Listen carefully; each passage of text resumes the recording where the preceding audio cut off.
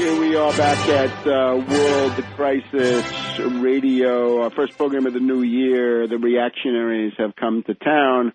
It is a grim scene. Of course, it does have these moments of comic relief. Congressman Grayson, outgoing Democrat from Florida, says that the Obama economic team is getting advice from one end of Wall Street to the other. There are no progressives, no liberals in the Obama White House, all blue dogs, corporate shills, Wall Street puppets of the type of Obama. And again, you left liberals. Do you guys exist? Are you really there? Is there ever a point where you fight? Or are you simply a kind of carpet that one can walk over eternally, a doormat? We have moments, the Owl of Minerva, John Reed of Citibank, points out that the entire U.S. economy was allowed to collapse in 2008-2009 because of a banking crisis. Isn't that interesting? John Reed of Citibank. Of course, he was no longer the head of Citibank when that occurred. We'll take a look at what John Reed is talking about these days. So, what's now going to happen? Obviously, we've talked about the attempt to use the default threat to extort the destruction of Social Security, Medicare, and Medicaid. We've talked about the threat of a government shutdown. There's also the question now of the states. The stimulus of early 2009, which had provided significant revenue sharing to maintain the fabric of civilization in the several states, now running out.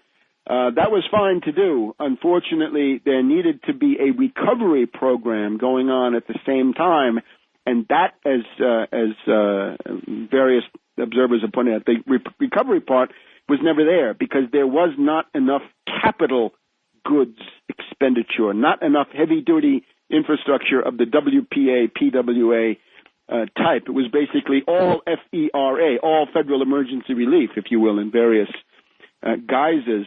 So now the hedge fund hyenas are licking their chops. Here we go. Wall Street Journal, Tuesday, January 4th.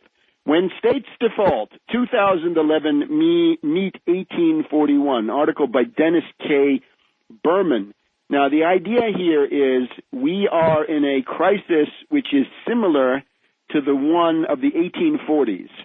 He tries to obfuscate this for some obvious reasons.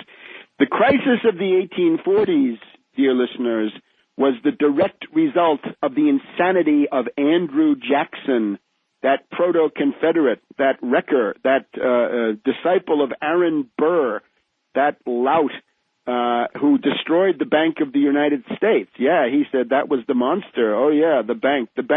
Nicholas Biddle. Result, collapse of the U.S. economy within 3 to 4 years. A huge bubble, a huge land boom stoked by the British, and then just as obviously when the City of London pulled the rug out from under the U.S., a huge crash. So this should be called the Andrew Jackson Panic of 1837, leading to a 10-year-long depression, which really, again, shut down economic development long enough and to a sufficient degree to set the stage for secessionism, because it meant that the slave power, instead of being gradually phased out by more modern forms of industrial development and infrastructure, was able to maintain itself and even get a second wind and come back and start expanding again.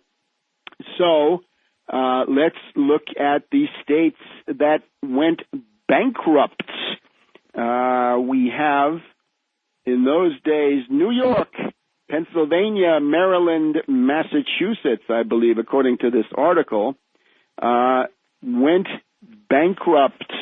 So they're looking today at California, Illinois, and some other states, and they're comparing it to the situation in those years of the 1840s. So this is now the reactionary think tank world talking about this. Mississippi seems to have defaulted on some bonds too. We'll get you a complete list next time, but the idea is 1841 equals 2011.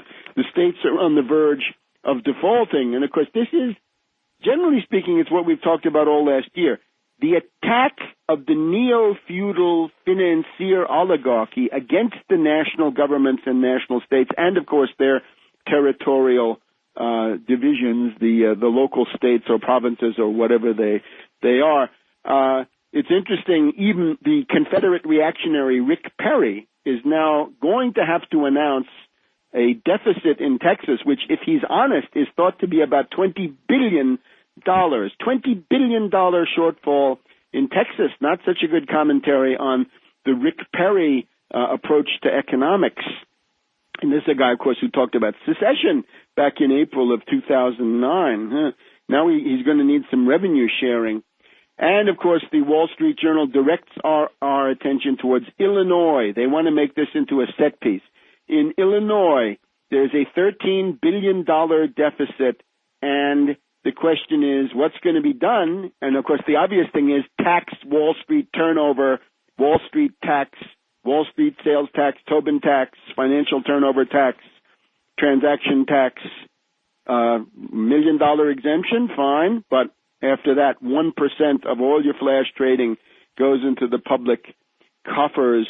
The idea now is that it's going to be a regressive increase in the state income tax that would cheer investors. So the vultures, they're throwing aside their ideology now. The supply side stuff doesn't count.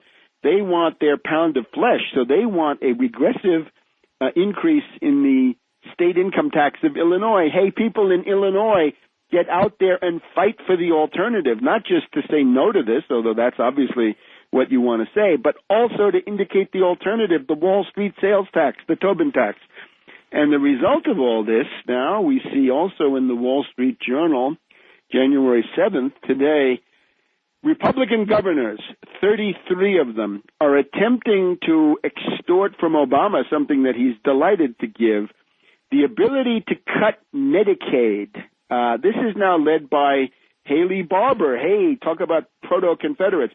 Haley Barbour, you'll remember when he left Washington, was thought to be on the verge of being indicted for various campaign finance shenanigans when he had been the head of the Republican National Committee, but he's apparently been able to rehabilitate himself down there in Mississippi. So for most governors, Medicaid is the biggest budget problem, and federal mandates are a huge part of that.